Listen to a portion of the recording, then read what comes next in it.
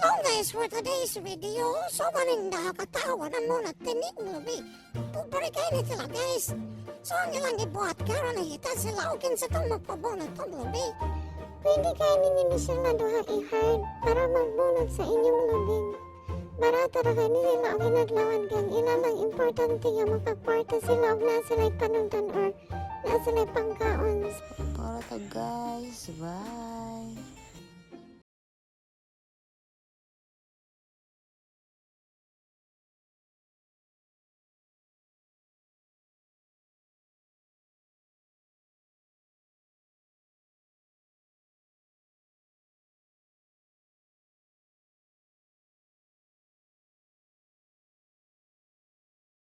Nagreklamo na siya kay sakit na daw kay iyang palad.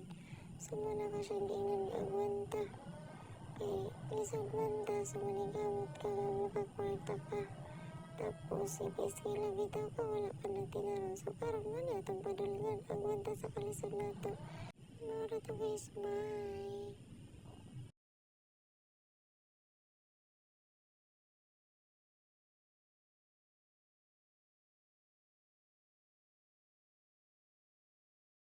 Kapoy ang trabaho sa bukid pero ngan nga walay laing choice or walay laing nga kapaniyuhaan, matrabaho na lang jud ka og pugos tungod kay maora may inyohang mapangita.